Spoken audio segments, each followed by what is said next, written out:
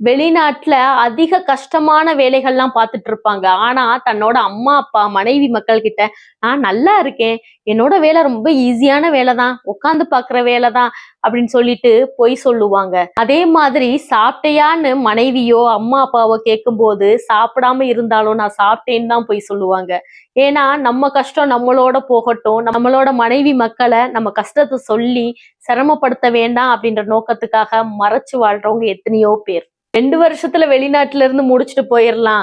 5 வருஷத்துல முடிச்சுட்டு போயிரலாம். இல்ல 10 வருஷத்துல முடிச்சுட்டு போயிரலாம்னு சொல்லிட்டு ஒவ்வொரு தடவையுமே தன்னோட தாய்நாடு திரும்பவும் அந்த லீவ்லாம் முடிஞ்சு ஏர்போர்ட்ல ஏறும்போது ஒவ்வொரு ஆண்களுமே நினைப்பாங்க. ஆனா தன்னுடைய குடும்ப சூழ்நிலை, தங்கச்சி கல்யாணம், தம்பியோட படிப்பு செலவு, தன்னோட மனைவியும் நம்ம அம்மா அப்பாவும் சொந்தக்காரவங்க முன்னாடி மரியாதையோட கெத்தா நின்னுற மாட்டாங்களா, நம்ம பிள்ளைங்க படிச்சு பெரிய ஆள் ஆயிராதா அப்படின்ற ஏக்கத்தோட தான் படுற கஷ்டத்தை கூட பெருசா எடுத்துக்காம இங்க வெயில்லையும் மழையிலையும் அவ்வளோ கஷ்டப்படுவாங்க.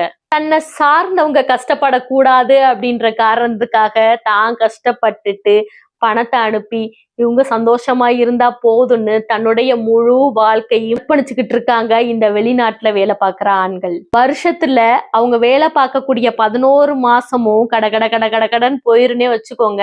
ஆனா டிக்கெட் போட்டு அந்த 1 மாசம் ஒரு யுகம் மாறி போகும் அவங்களுக்கு. என்னடா டிக்கெட் போட்டோம், நம்ம ஃபிளைட் ஏற டைம் வரலையே அப்படின்ட்டு ஏக்கத்தோட காத்திருந்து போவாங்க. எப்பாடா நம்ம போய் இறங்குவோம், நம்ம பொண்டாட்டி பிள்ளைகளை அம்மா அப்பாவை நேர்ல பார்ப்போம்னு கண்ணுல கண்ணீரோட வருவாங்க. அதே மாதிரி லீவ் முடிஞ்சு கிளம்பும் போது ஏர்போர்ட்ல அந்த ட்ராலி எடுக்கும் போதே தன்னோட உயிரை கொத்தோட தன்னோட அம்மா அப்பா கிட்டையும் பிள்ளைக கிட்டையும் பொண்டாட்டி கிட்டையும் கொடுத்துட்டு போற மாதிரி இருக்கும். என்னதான் நம்ம வாய் விட்டு கதறி அழுதுட்டோம்னா, நம்ம கண்ணீர் விட்டுட்டோம்னா நம்மளுடைய அம்மா அப்பா நம்மளை சார்ந்தவங்க கஷ்டப்படுவாங்கன்ற ஒரு காரணத்துக்காக எல்லாத்தையுமே மனசுக்குள்ள பூட்டி பூட்டி வச்சுட்டு உள்ள ஏர்போர்ட்டுக்குள்ள போவாங்க.